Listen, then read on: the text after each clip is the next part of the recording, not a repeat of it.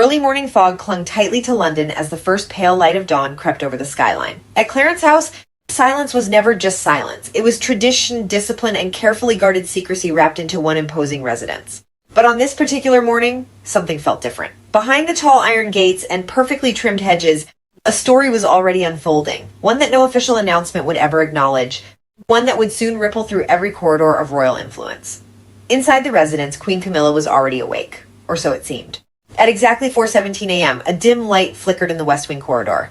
A shadow moved swiftly across the polished floor, careful, deliberate, and silent. The palace staff on night duty would later swear they heard nothing unusual, only the faint hum of the building settling into the cold air. But one person did notice. A young junior attendant stationed near the lower staircase saw it first. A figure dressed in a dark coat, head slightly lowered, moving toward a side exit that was rarely ever used. The door led not to the front gardens, not to the ceremonial entrances, but to a narrow service passage that connected Clarence House to an older, less monitored courtyard. The attendant froze. For a moment, she questioned herself. Perhaps it was just a staff member finishing a shift early. Perhaps it was routine.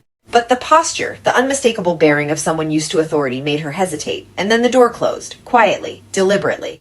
Camilla had left the building. By 6 a.m., rumors had already begun to circulate among the staff. No one said it openly. In places like Clarence House, words were currency, handled carefully, exchanged only when absolutely necessary. But silence has a way of speaking louder than conversation. Something unusual had happened, and it involved the Queen Consort. In the private breakfast room, two senior aides exchanged glances over untouched teacups. "She left before dawn," one whispered. "Are you certain?" Other replied, voice tight. "I checked the corridor logs myself." The motion sensors in the West Wing registered movement at 4:15. Then nothing. No return. A pause stretched between them. In royal households, absence is never just absence. It is interpreted, analyzed, questioned. Where had she gone? And more importantly, why so secretly? Across London, in a quieter estate surrounded by rolling green countryside, Princess Anne was already deep into her morning routine. Unlike the turbulence that often surrounded palace headlines, Anne's world was structured, precise, and controlled. Horses were being prepared in the stables. Papers were arranged neatly in her study. The day was already moving forward as expected until a sealed envelope arrived. No royal crest on the front, no formal marking, just her name. Inside was a single sheet of paper and 3 lines of text. Anne read it once, then again. Her expression did not change, but something in her eyes sharpened instantly. Without calling for assistance, she folded the letter and placed it into her desk drawer. Then she stood, walked out of the room, and gave a simple instruction to her staff. "Prepare the car. We're going to the estate." No explanation was offered. None was needed. By mid-morning, Clarence House had returned to its usual rhythm on the surface. Visitors came and went. Protocols were observed. Conversations remained polite and controlled, but beneath that polished exterior, tension was building. Camilla had not been seen since dawn, and no one could confirm where she had gone. A senior guard reviewed security footage from the early hours. The recording was grainy, partially obscured by mist on the outdoor cameras. Still, the silhouette was unmistakable. A figure exiting through the side passage, pausing briefly, looking back once, then disappearing beyond the gate. The guard leaned closer to the monitor. "Why the service exit?" he muttered. Another officer standing behind him responded quietly, "That passage isn't logged in public movement schedules, only internal clearance." "Who has clearance?" The room went silent. That list was not long, and it was not meant to be discussed casually. Meanwhile, Princess Anne's car moved steadily through the countryside, its presence understated but unmistakably official. She did not speak during the journey. She rarely did when something required her full attention. Her mind was elsewhere, on the letter, on what it implied. On the estate, it referenced a private property rarely discussed outside confidential circles, a place known for discretion, isolation, and long-standing ties to sensitive family matters, the kind of place where conversations were never recorded, and where some truths were believed to remain buried. As the car approached the gates of the estate, Anne finally spoke. "Do not announce our arrival." The driver nodded, no questions asked. The gates opened slowly, almost reluctantly, as if even the estate itself was aware that something long undisturbed was about to be examined. Inside Clarence House, a different kind of discovery was unfolding. A maintenance worker assigned to inspect a rarely used corridor had found something unusual behind a decorative panel near the West Wing stairwell, a hidden latch, old, dust-covered, recently disturbed. He hesitated before pulling it open. Behind it was not a wall, but a narrow access route leading deeper into the structure than any public floor plan indicated. The worker swallowed hard. "This isn't on the blueprint," he said quietly. A supervisor arrived moments later, looking uneasy. "Close it," the supervisor ordered immediately. "But I said close it." The panel shut with a dull click, but the unease lingered. Because now at least 3 separate staff members had seen evidence of something they were never meant to find.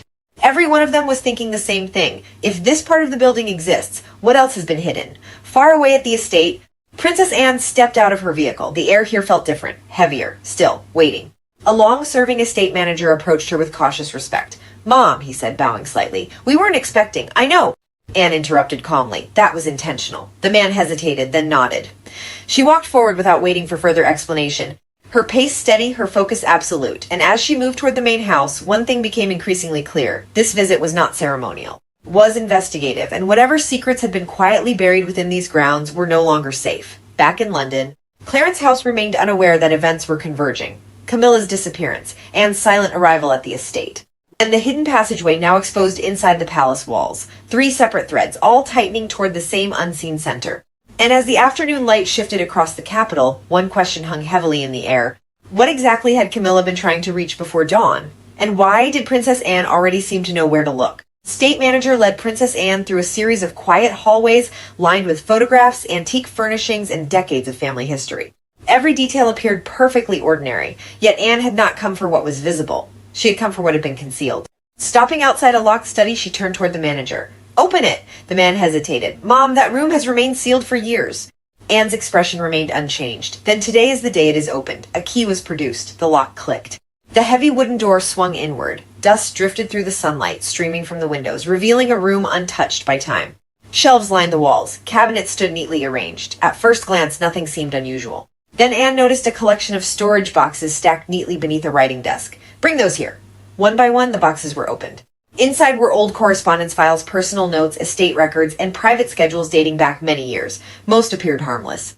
Until one folder caught Anne's attention. There was no title, no official marking, just a simple ribbon wrapped around it. As she opened it, the room fell silent. The contents appeared to connect several unexplained visits, private meetings, undisclosed arrangements that had never appeared on formal calendars. Individually, they meant little. Together, painted a very different picture. Anne slowly closed the folder. The estate manager watched nervously. "Should I contact anyone? Mom?" Anne replied calmly. "For now, this stays here." But her tone suggested that the matter was far from over. At that same moment in London, activity suddenly increased at Clarence House. A vehicle had entered through a private gate. Within minutes, staff members noticed movement near the West Wing. Then came confirmation. Camilla had returned. No public statement was issued. No explanation was offered. Officially, nothing unusual had happened at all, yet those who witnessed her arrival sensed something had changed. She moved quickly through the corridors, offering only brief acknowledgments to staff. Her expression was composed, but noticeably tense. Almost as if she knew questions were already waiting, questions no one dared ask aloud. As evening settled over both properties, Princess Anne stood alone by the window of the estate study, looking out across the darkening grounds. The mysterious letter had led her exactly where she needed to be. The hidden records had revealed far more than expected. And Camilla's unexplained journey before dawn now appeared connected to something much larger than a routine private visit. For years, certain matters had remained buried beneath layers of protocol, discretion, and silence. But silence rarely lasts forever. Some secrets fade away with time. Others grow louder the longer they remain hidden. And as lights flickered on across the royal residences that evening, one thing seemed increasingly certain. This story was only beginning.